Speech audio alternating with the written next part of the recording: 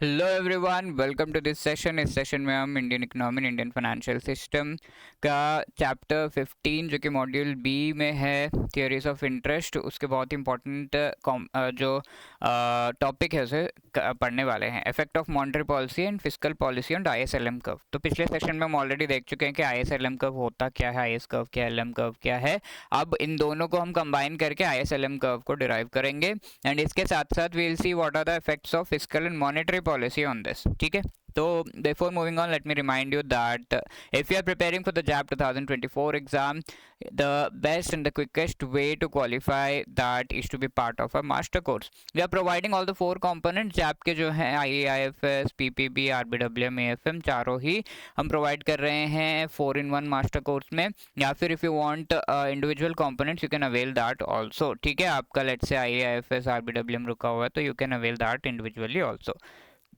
इन जो कोर्सेज है इसमें जो डिलीवरी जो चीज़ें आपको मिलेंगी उस के बारे में अगर मैं आपको बताऊं तो द बेस्ट क्वालिटी वीडियोस आपको प्रोवाइड किए जाएंगे and that too short crisp videos, ताकि जब भी आपका ब्रेक हो उस समय पे आप देख सको। 15-15, 20-20 मिनट की छोटे छोटे वीडियोस में हमने सारा कंटेंट जो है कवर कर रखा है, सारे के सारे चैप्टर्स कवर कर रखे हैं। So that will help you a lot कि जल्दी से जल्दी आप इस को जो है कंप्लीट कर सको। We are also providing notes, MCQs for practice and mock test along with this, and most importantly live classes के थ्रू भी हम पढ़ाएंगे आपको। Okay, so that is a thing with respect to the courses. If you want to avail you can click on the link in the description में link दिया हुआ है और 75% का ऑफ भी उस पर आपको मिल रहा है EduTap 75 कोड यूज करने पे।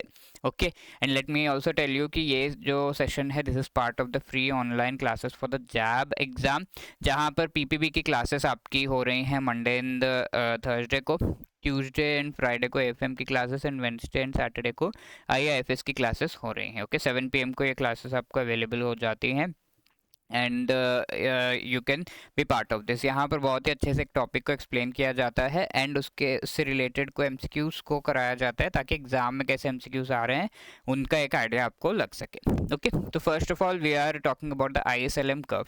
तो आईएस कर्व इस तरीके से था, डाउनवर्ड स्लोपिंग हम देख चुके हैं।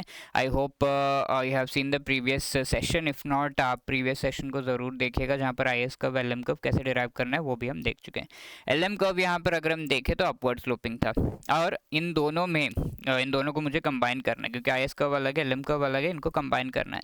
तो हमें क्या देखना होगा, याद है आपको? Yes, X axis and Y axis पे जो पैरामीटर्स हैं वो सेम है या नहीं, तभी आप कर्व्स को कंबाइन कर सकते हो। तो yes, rate of interest on the Y axis and income on the X axis, you can combine them. ठीक है, कंबाइन करने पे कैसे दिखेंगे ये दोनों? बहुत ही अच्छे दिखेंगे। ऐसे करो, कंबाइन उन्हें, राइट? तो यू विल सी कि ये दोनों जहाँ पे मीट हो रहे हैं that is the equilibrium rate of interest. ठीक है, तो this is the equilibrium rate of interest and यहाँ पर आपको जो है इनकम भी देखने को मिल जाएगा। तो दैट इज द थिंग। तो ये जो है एक तरीके से दोनों थियोरीज। तो IS curve is derived from which theory? Classical theory of interest, है ना, classical theory of interest. And हमारा जो एलएम कर्व है वो डिराइव हुआ है from the liquidity preference theory of interest. Okay, तो दोनों थियोरीज को कंबाइन करने का एक तरीका है graphically. Okay, that we have done. तो यहाँ पर कैरेक्टरिस्टिक्स क्या है आईएस एलएम कर्व के? रेट ऑफ इंटरेस्ट जो यहाँ पर है that is called equilibrium rate of interest intersection पे। इक्विलिब्रियम रेट ऑफ इंटरेस्ट अब दोनों ही फैक्टर्स, दोनों की तरह के फैक्टर्स पे डिपेंड करता है। It depends upon the real factors, क्योंकि यहाँ पर दोनों जो थियोरी से उन्हें कंबाइन कर दिया गया है। तो जो क्लासिकल थियोरी ऑफ इंटरेस्ट है रियल फैक्टर्स की बात करता है। फॉर एग्जांपल सप्लाई से डिमांड, सेविंग्स, इन्वेस्टमेंट, इनकी बात करता है। सेविंग्स एंड इन्वेस्टमेंट पे डिपेंड कर रहा है। ठीक है, and it is also dependent upon the monetary factors. ठीक है, मॉनेटरी फैक्टर्स क्या क्या हैं? Monetary factors are the liquidity preference and quantity of money, जो कि हमारा आरबीआई जो है हमारी इकोनॉमी में देखना चाहता है, रिलीज कर रहा है एंड मेंटेन करना चाहता है। ठीक है, क्वांटिटी ऑफ मनी सप्लाई, इन सभी चीज़ों पे डिपेंड करता है। So both real and monetary factors पे हमारा जो इंटरेस्ट रेट है वो डिपेंड करता है। यानी कि सिंपली दोनों जो थियरीज है उन्हें कंबाइन कर दिया गया है। That is a thing and with this जो भी रियल मॉनेटरी फैक्टर्स में वेरिएशन हो रहा है उससे रेट ऑफ इंटरेस्ट हम आराम से प्रिडिक्ट कर सकते हैं, उनका इफेक्ट कंबाइंड वे में देख सकते हैं यहाँ पर। ओके, तो that is what we have done. अब हम देखेंगे कि फिस्कल एंड मॉनेटरी पॉलिसी के वजह से इस कर्व पे क्या इफेक्ट हो रहा है एंड रेट ऑफ इंटरेस्ट पे क्या इफेक्ट हो रहा है। मेनली हमारा थिंग है कि फिस्कल पॉलिसी चेंज करने पे रेट ऑफ इंटरेस्ट कैसे चेंज हो रहा है। तो rate of interest, if you remember, it is the rate of interest of the bonds, right, and various investments which you are making. तो दैट, तो fiscal policy, सबसे पहले तो समझना होगा कि फिस्कल पॉलिसी है क्या। I hope you have an idea कि फिस्कल का मतलब होता है गवर्नमेंट की जो भी पॉलिसी है, एंड मेनली गवर्नमेंट की जो इकोनॉमिक पॉलिसी है, that is what we call as the fiscal policy. For example, budget is part of the fiscal policy. Okay, तो ये फिस्कल पॉलिसी में government can do mainly two things. एक तो जो taxes है उन्हें वेरी कर सकता है गवर्नमेंट। दूसरा, जो गवर्नमेंट की स्पेंडिंग है, गवर्नमेंट जो स्पेंड करती है, कैसे स्पेंड करती है भाई, गवर्नमेंट कहाँ स्पेंड करती है, स्पेंड क्यों नहीं करती है, इंफ्रास्ट्रक्चर बिल्ड करने में स्पेंड करती है। And very direct spending is spending in the form of schemes and direct benefit transfers जो होते हैं, those are the direct spending that is reflected in the accounts of the people, है ना। तो ये फिस्कल पॉलिसी है mainly. तो ये फिस्कल पॉलिसी में taxes and government spending very करके जो इकोनॉमी में मनी है उसे वेरी किया जाता है। नाउ लेट्स से टैक्सेस कम कर दिए, आपको जो टैक्स देना पड़ रहा है वो कम कर दिया, जीएसटी का परसेंटेज कम कर दिया, तो ऐसे में हमारे इकोनॉमी में क्या होगा, 1000 रुपीज़ थे इकोनॉमी में, ठीक है, और आपके जो घर में पॉकेट में कितना कितना था, इकोनॉमी यानी कि गवर्नमेंट के पास, गवर्नमेंट एंड जो पूरे इकोनॉमी में पैसे चल रहे हैं। तो लेट्स से गवर्नमेंट के पास टैक्सेस कहाँ जा रहे हैं, गवर्नमेंट के पास एंड उससे इकोनॉमी में। तो गवर्नमेंट के पास जो पैसे हैं वो वेरी किए जा रहे हैं by increasing taxes. Let's say taxes बढ़ा रहे हैं, तो ऐसे में क्या होगा, हमें ज़्यादा टैक्सेस देने पड़ेंगे। तो ज़्यादा टैक्सेस देने पड़ेंगे गवर्नमेंट को, और उससे क्या होगा, हमारा जो मनी है in the particular economy that is going to be varied, ठीक है। तो टैक्सेस जब हम बढ़ा रहे हैं तो लोगों के पास मनी ज़्यादा नहीं रहेगा, और ऐसे में वो खर्च ज़्यादा नहीं करेंगे, दे वोंट बी स्पेंडिंग, और इस वजह से जो प्राइजेस हैं वो कम होने लगते हैं, इसे कॉन्ट्रैक्शन कहते हैं, ठीक है, कॉन्ट्रैक्शनरी फिस्कल पॉलिसी। अब टैक्सेस को जब हम कम कर रहे हैं तो वैसे में क्या होगा, हम एक्सपेंशन कर रहे हैं, लोगों के पास मनी ज़्यादा बचेगा और वो ज़्यादा खर्च करेंगे। ओके, अब इसी तरीके से गवर्नमेंट स्पेंडिंग, गवर्नमेंट ज़्यादा स्पेंड कर रही है तो ज़्यादा लोगों के पास पैसे होंगे और ज़्यादा वो खर्च करेंगे, कम स्पेंड कर रही है तो कम होंगे, तो वो ये दो चीज़ें।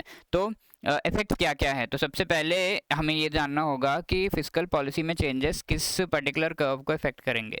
तो लिक्विडिटी प्रेफरेंस मनी सप्लाई जो है ये आरबीआई के पॉलिसीज जो मॉनेटरी पॉलिसी होता है उनसे इफेक्ट होता है, क्योंकि money supply itself is completely dependent upon RBI. IS क्या है, सेविंग्स एंड इन्वेस्टमेंट कर्व। तो सेविंग्स इन्वेस्टमेंट प्रोपेल होते हैं या फिर गिरते हैं बिकॉज ऑफ द गवर्नमेंट के पॉलिसीज, ठीक है। तो IS curve is something that will be affected. अब लेट्स से टैक्सेस बढ़ा दिए गए हैं, तो ऐसे में हमारी इकोनॉमी में मनी जो है वो कम होने जाएगा, तो ऐसे में लोगों की इनकम जो है वो भी कम होगी। तो you can see government spending या टैक्स कट किया गया है, गवर्नमेंट ने ज़्यादा स्पेंड किया है, तो ऐसे में क्या होगा, इक्विलिब्रियम रेट ऑफ इंटरेस्ट जो है वो इंक्रीज होगा। तो यहाँ पर आईएस कर्व जो है इस तरीके से कुछ शिफ्ट हो जाएगा, ऊपर की तरफ शिफ्ट हो जाएगा, क्योंकि आपका जो इनकम है वो भी बढ़ जाएगा, क्योंकि इनकम टैक्स कम देना पड़ रहा है तो आपका इनकम ज़्यादा है, तो ऐसे में कर्व जो है इस तरीके से आईएस कर्व शिफ्ट हो जाएगा, ठीक है। अब गवर्नमेंट स्पेंडिंग कम कर दिया, टैक्स बढ़ा दिया, तो ऐसे में आपका इनकम भी कम हो जाएगा, वी नो ना, इस एक्स एक्सिस पे इनकम है, तो ऐसे में आपका आईएस कर्व कुछ इस तरीके से दिखागा। और ऐसे चेंज होने पे जो रेट ऑफ इंटरेस्ट है उसमें क्या वेरिएशन आ रहा है वो ऑटोमेटिकली हमें पता चल जा रहा है, क्योंकि इक्विलिब्रियम चेंज हो रहा है। तो rate of interest you can very well predict, तो that is what is required, ठीक है। तो वही चीज़ यहाँ पे दे दिया गया है। आप देख सकते हो फिस्कल एक्सपेंशन में क्या हो रहा है, ऐसे ऊपर की तरफ जा रहा है, कॉन्ट्रैक्शन में नीचे की तरफ।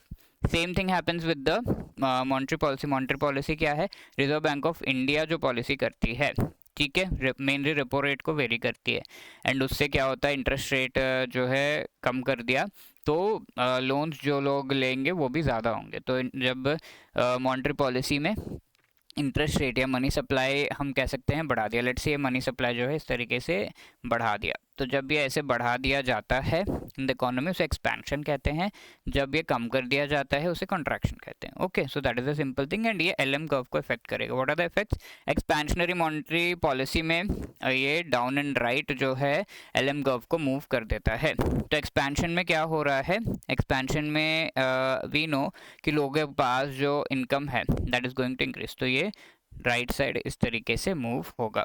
कॉन्ट्रैक्शन में क्या होगा, लोगों की इनकम जो है कम होने लगेगी, तो लेफ्ट साइड। तो वैसे ही कॉन्ट्रैक्शन में ऑपोजिट, ठीक है। तो ये एक्सपेंशन, मॉनेटरी एक्सपेंशन में आप देख सकते हो ऐसे इस तरीके से कर्व मूव हुआ, मॉनेटरी कॉन्ट्रैक्शन में इस तरीके से हुआ। I hope this thing is clear with this. ये सारी चीज़ें जो इस चैप्टर में हमें डिस्कस करनी थी, that we have done. This is a question for homework. Please try to answer it. Monetary policy of a country mainly affects which among the following in the IS-LM curve. Monetary policy किसको affect करता है, IS curve को, LM curve को, दोनों को, या किसी को भी नहीं? You can answer this question, very simple question, in the comment section. And let me remind you again, if you are preparing for JAB 2024, the best and quickest way to qualify is to be part of our course, ठीक है, 4-in-1 course, जहाँ पर चारों components जो है आपको prepare कराए जाएंगे, and individual courses component wise भी हमारे पास अवेलेबल है। You can avail by clicking on the link in the description. Edutap 75 code use करने पर आपको 75% का डिस्काउंट भी मिल रहा है। All the best. If you have any queries you can call us on this number, या फिर hello@edotap.co.in पर आप हमें मेल भी कर सकते हो। Thank you so much. जय हिंद।